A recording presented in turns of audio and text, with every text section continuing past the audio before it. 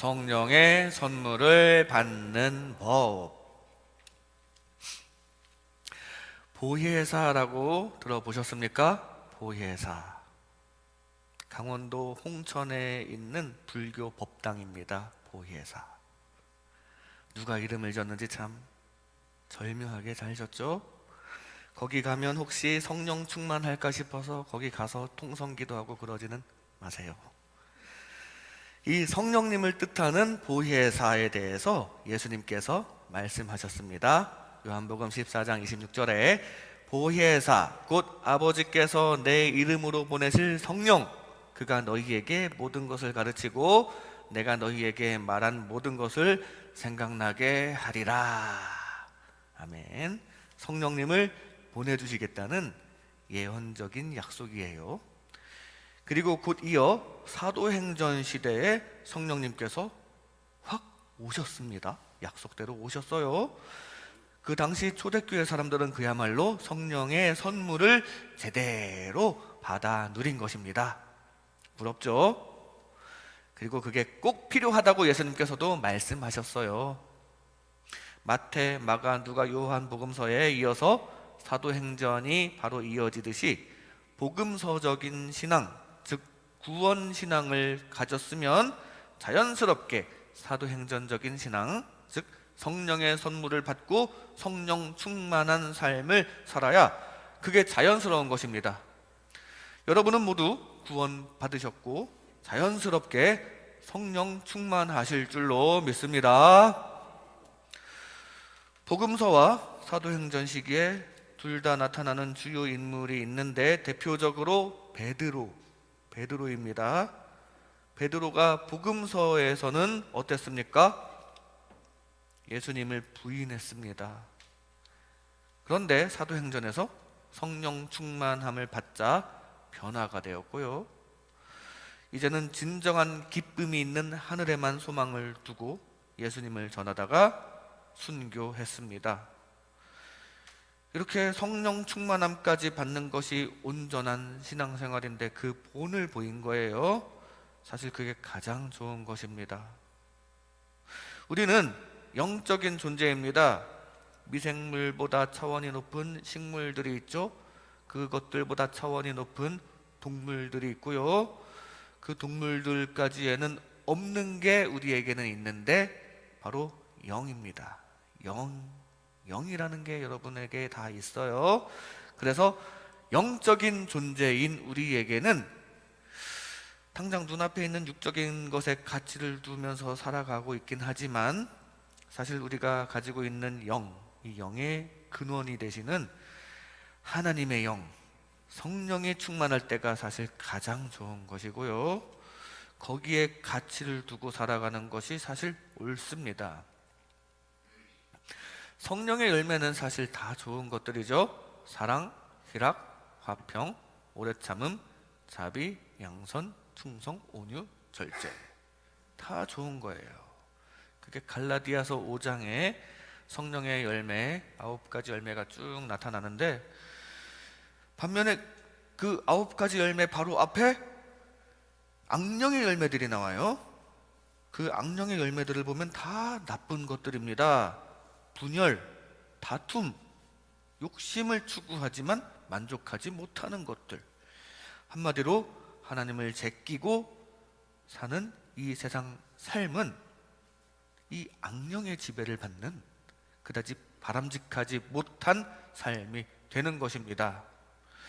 그래서 성령 충만한 게 사실 좋아요. 그래서 그 영적인 것 중에 성령이 좋은 것인데 그래서 엘리사도 그렇게 하나님의 영을 받으려고 스승 엘리야에게 있는 것을 갑절이나 달라고 간구하는 등 엄청나게 노력을 하여서 하나님의 영을 얻어내고 능력을 받아서 바로 엘리야가 승천한 이후에 기적도 많이 베풀고 놀라운 일이 일어나게 되었습니다.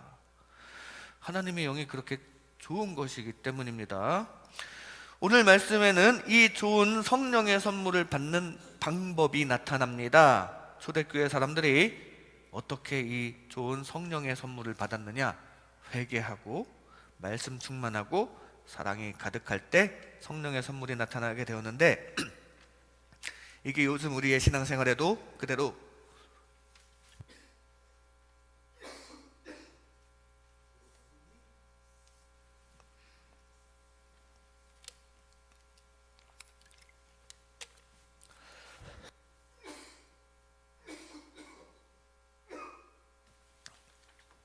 죄송합니다. 이 성령의 선물이 요즘 우리의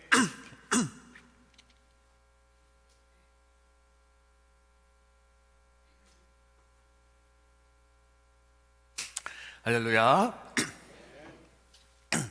그 성령의 선물을 받는 방법이 요즘 우리에게도 그대로 적용이 되는데, 이 시간 이런 말씀을 나눌 때 늘 성령님을 모셔드리고 환영하여 성령의 선물을 받으면서 하나님께서 지켜주시고 돌봐주시고 다스려주시는 가운데 진정한 천국 같은 삶을 살아가시기를 주님의 이름으로 축복합니다. 먼저 회개 깊이 하는 만큼 성령의 선물을 받습니다.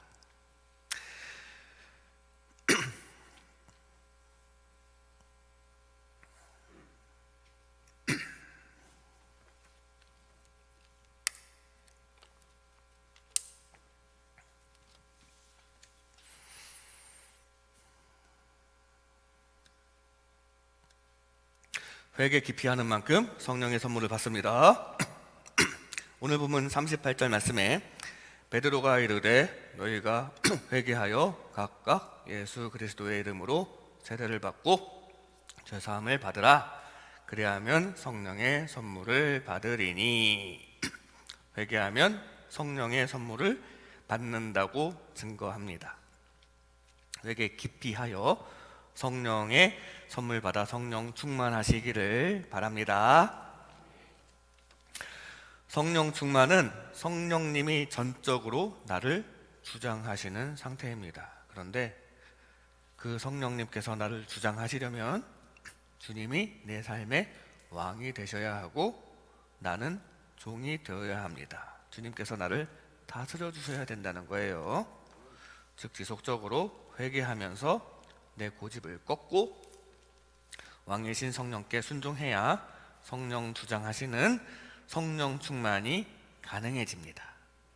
주님은 거룩하신 분이므로 내가 깨끗해져야 돼요. 늘 회개로 깨끗게 하여 성령께서 전적으로 주장하시는 성령 충만이 가득해지시기를 바랍니다.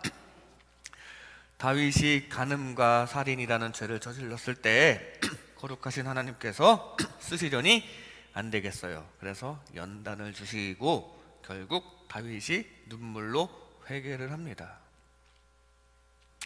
그 연단을 통해서 죄의 불순물이 싹 빠져나가야 순수한 하나님의 형상이 드러나고 거기에 주님의 은혜가 나타나게 되는 것입니다.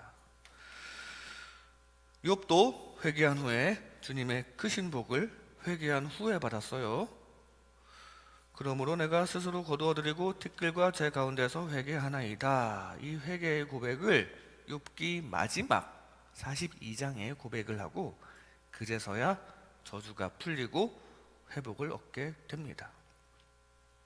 욥은 그동안 계속해서 자신은 죄가 없다, 나는 깨끗하다, 그런 말만 했는데 이제 비로소 회개하나이다 라고 낮아지고 나서야 하나님께서 오셔서 회복시켜 주시고 이전보다 더 큰 복으로 채워주셨음을 보게 됩니다. 우리도 회개 깊이 하여 성령의 선물을 얻으시기 바랍니다. 1907년 평양의 대부흥도 회개로부터 시작되었습니다. 강단에 있는 길선주 목사님은 갑자기 고백을 합니다. 1년 전 세상을 떠난 자신의 친구가 죽기 전에 아내 대신 재산을 정리해달라는 부탁을 받고 일을 처리하다가 당시 미화 $100를 사취했다는 것을 거기서 공개적으로 회개를 합니다. 이 길선주 목사님의 예기치 않은 고백은 그걸 듣고 있는 교인들에게 충격을 주었고, 마치 뇌관에 불을 붙인 것처럼 교인들 사이에 성령이 강하게 임재하고 동회의 기도로 이어졌습니다. 곧이어 하나둘 큰 소리로 나는 축첩을 했습니다. 당시에 첩을 두는 문화가 남아있었고 그걸 죄악시하는 분위기였는데 그 분위기에서 그걸 고백한다는 것도 쉽지 않은 것이었거든요. 그런데 그걸 죄라고 여기고 고백을 했어요. 회개를 했어요. 그랬더니 또 다른 사람이 나도 장사하면서 부당하게 폭리를 취했습니다. 잘못했습니다. 회개합니다. 너도 나도 나와서 회개를 합니다. 회개의 릴레이가 나타났고 통성기도가 밤새도록 계속되었고 그 현장에 성령의 역사가 강하게 일어났다는 사실입니다. 그리고 그 기세로 한반도 전역이 성령의 불길이 활활 타올랐다고 하는데 이게 다 회개로 시작된 것입니다. 회개로 시작된 것이에요. 회개하여 나를 꺾고 성령님께서 다스려 주시도록 해야 합니다. 우리는 왕이신 하나님 앞에서 내 세상 욕심을 꺾어야 합니다. 우리는 거룩하신 하나님 앞에서 죄를 버려야 합니다. 인간인지라 죄를 완전히 다 버리기는 어렵지만, 죄를 안 지을 수는 없지만 죄를 미워하는 마음, 죄와 멀어지려는 마음을 가지시기 바랍니다. 그것이 회개입니다. 돌아서는 거가 회개예요. 그럴 때 성령님께서 나를 주장해 주시고 정말로 죄에서 실제로 멀어지도록 도와주시고 그렇게 성령 하나님께서 다스려 주시면 사실 그게 좋은 것입니다. 내 욕심을 따라서 죄가 좋다면서 거기 따라다니는 삶이 좋은 게 아니라 그것과 멀어지면서 주님과 가까워지는 게 좋은 것이라는 사실이에요. 내가 나를 욕심으로 다스리는 게 아니라 성령 하나님께서 나를 다스리시게 해드려야 합니다. 그럴 때 악한 영과 세상의 위험에서 우리를 지켜주시기도 하시고 플러스로 우리에게 필요한 건강과 부유와 평화를 안겨주시면서 더 잘 돌봐주시는데 이게 다 회개로 거룩하신 성령님을 모셔드릴 때 가능한 것입니다. 성령의 다스리심을 받아 주님과 동행하며 주님 주시는 응답과 축복이 가득하게 되시기를 주님의 이름으로 축복합니다. 회개 깊이 하는 만큼 성령의 선물을 받습니다. 다음으로 말씀 충만해진 만큼 성령의 선물을 받습니다. 말씀 충만해진 만큼 성령의 선물을 받는다는 사실이에요. 오늘 본문 사도행전 2장 41절 말씀, 그 말을 받은 사람들은 세례를 받음에 이날에 신도의 수가 3,000이나 더하더라.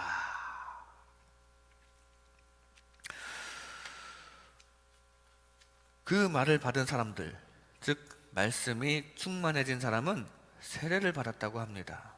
그리고 아까 38절에 뭐라고 했습니까? 세례를 받으면 어떻게 됩니까?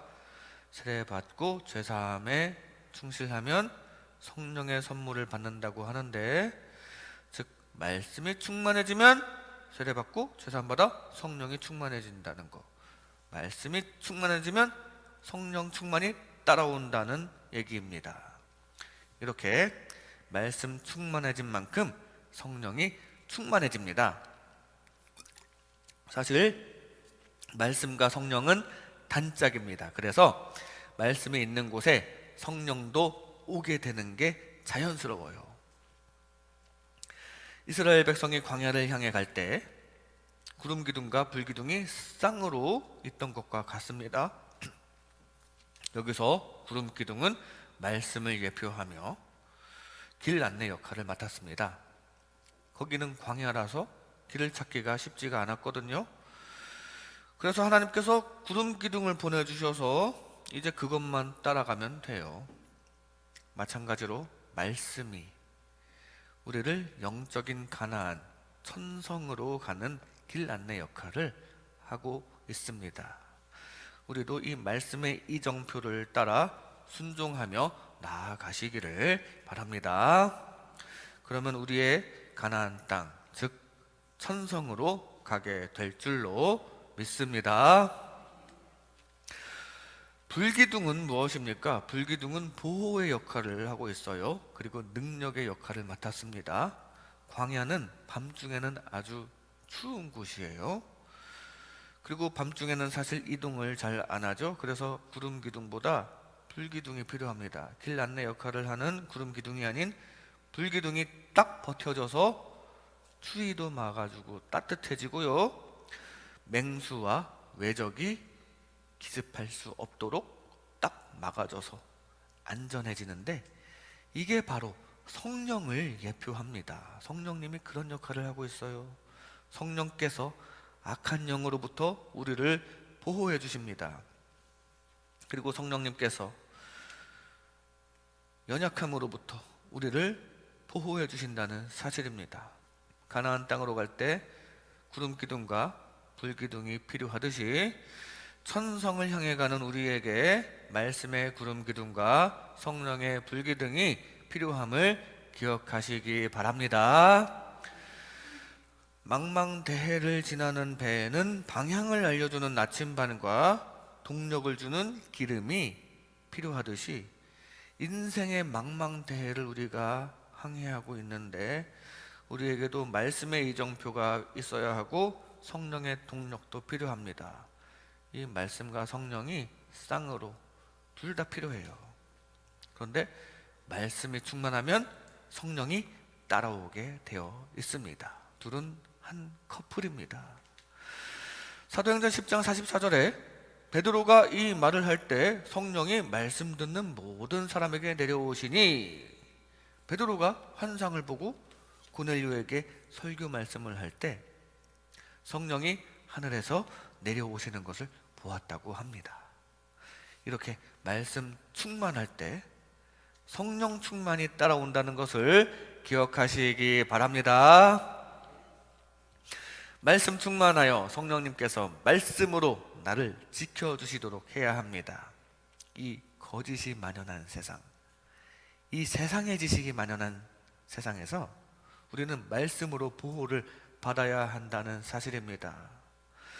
그런데 말씀에 충만하기 위해서 얼마나 노력을 하십니까? 믿음은 들음에서 나며 들음은 그리스도의 말씀으로 말미암았느니라라고 하십니다. 그리스도의 말씀에 집중하시기 바랍니다.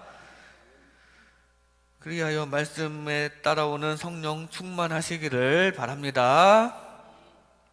지금 이렇게 말씀 나눌 때 잘 들으시고 또 그 말씀 붙잡고 기도할 때 성령 충만이 따라올 것입니다. 또 제가 이렇게 또 부족하지만 말씀 전하는데 아까 그렇게 목이 불편하여 약간 사고가 났었는데 여러분들 마음속으로 기도하시는 게 다 보였어요. 그래가지고 지금 이렇게 그나마 회복이 된 거 감사합니다. 이렇게 또 말씀에 집중하기 위해서 여러분들이 노력하는 그런 태도에 하나님께서 성령 충만함, 성령의 선물을 주실 줄로 믿습니다. 제가 선포하는 말씀 이외에도 세상에 괜찮은 말씀이 많이 있어요. 많은 훌륭하신 목사님들의 말씀 많이 있습니다. 노력하는 만큼 말씀 충만해질 수 있습니다. 노력하지 않으면은 그냥 제가 선포하는 말씀만 듣는 거고요. 여러분들 노력에 따라서 말씀 충만해질 수 있습니다. 스스로도 말씀을 보고 또 말씀에 부딪히는 것을 받을 수 있습니다. 노력하는 만큼 말씀 충만해지는 거예요. 물론 세상에는 잘못된 말씀도 많이 섞여 있습니다. 그래서 들으면서 잘 분별하셔야 하겠지만 기도로 분별 잘 하시기를 바랍니다. 그리고 그것도 분별하는 것도 노력하는 만큼 분별의 요령이 생깁니다. 그리고 무엇보다 성경 기준으로 판단하면 분별을 잘 할 수 있을 거예요. 어쨌든 말씀 잘 붙잡고 기도 많이 하면서 성령 충만 받으시기 바랍니다. 말씀의 성령 충만이 딸려온다는 거 기억하시고, 그렇게 하다 보면 또 그 말씀이 또 다시 부딪히고, 그러는 중에 성령님께서 주시는 선물이 여러분에게 가득하시기를 바랍니다. 늘 불기둥의 보호 가운데 하나님의 나라를 향해 힘차게 나아가는 주님의 자녀 되시기를 주님의 이름으로 축복합니다. 말씀 충만해진 만큼 성령의 선물을 받습니다. 마지막으로 사랑 마음 품는 만큼 성령의 선물을 받습니다. 사랑 마음 품는 만큼 성령의 선물을 받습니다. 오늘 본문 42절 말씀에 그들이 사도의 가르침을 받아 서로 교제하고 떡을 떼며 오로지 기도하기를 힘쓰니라. 지금 서로 교제하고 떡을 떼며 이웃사랑하는 가운데 있는 것입니다. 그리고 오로지 기도하기를 힘쓰면서 기도로 하나님 사랑에 힘쓰고 있는 장면이에요. 하나님 사랑과 이웃 사랑이 다 들어있습니다. 이렇게 사랑 마음 가득 품은 사람들에게 성령 충만해지는 역사가 나타납니다. 뒤에 보면 기사와 표적도 많이 나타나고요, 물건도 서로 통용하면서 필요한 사람들에게 베풀어지는 그야말로 사랑이 더욱더 가득한 모습이 나타나는데, 먼저 이렇게 사랑을 했고요, 또 성령 충만해졌고, 그 성령 충만해져서 그 성령 충만의 결과인 성령의 열매로 더 사랑이 나누어지는 모습을 보인다는 사실이에요. 사도들의 가르침을 따라 서로 사랑의 마음을 품었더니 성령 충만해지고, 성령 충만하니까 더 사랑을 나누게 되고, 이렇게 사랑과 성령 충만의 선순환 고리에 들어가시기 바랍니다. 사랑 마음 품는 만큼 성령이 충만해집니다. 욕심이 아니라 사랑이에요. 사랑이 성령님과 직결된다는 거 기억하시기 바랍니다. 하나님은 사랑이시라고 하죠. 성령도 사랑의 영입니다. 성령의 9가지 열매는 다 좋은 것들이라고 말씀드렸는데, 그것들 요약하면, 한마디로 요약하면 사실 그게 다 사랑입니다. 사랑과 희락과 화평과 오래 참음과 자비, 양선, 충성, 온유, 절제, 사실 다 사랑이에요. 사랑으로 귀결됩니다. 즉 성령의 마음인 사랑으로 하나님께서 나를 장악하시고 사용하셔야 역사가 일어납니다. 사랑의 마음으로 성령 충만함을 입고 응답과 축복, 그리고 성령의 열매들, 그리고 여러분 원하시는 것들 형통함의 축복 선물로 받으시기를 바랍니다. 얼마 뒤에 복음 전파의 베이스 캠프가 된 안디옥 교회가 그랬습니다. 사도행전 13장 1절에 보면 안디옥 교회에 선지자들과 교사들이 있으니 곧 바나바와 니게르라 하는 시므온과 구레네 사람 루기오와 분봉왕 헤롯의 젖동생 마나엔과 및 사울이라. 거기는 당시 별의별 사람들이 다 있었어요.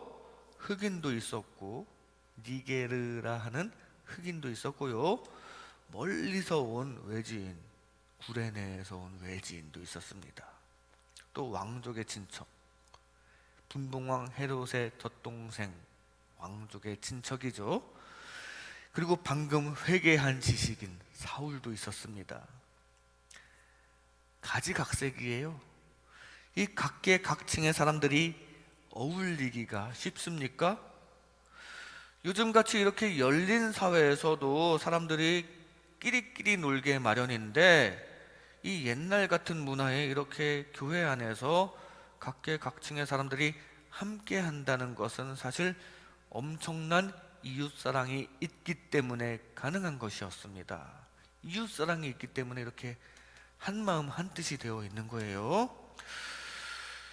그리고 2절 말씀에 주를 섬겨 금식할 때 성령이 이르시되 내가 불러 시키는 일을 위하여 바나바와 사울을 따로 세우라 하시니, 여기에 그 교회는 주를 섬겼다고 합니다.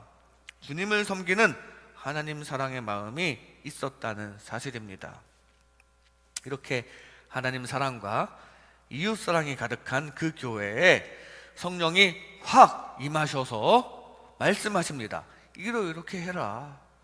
바나바와 사울을 따로 세워라. 지시해 주십니다.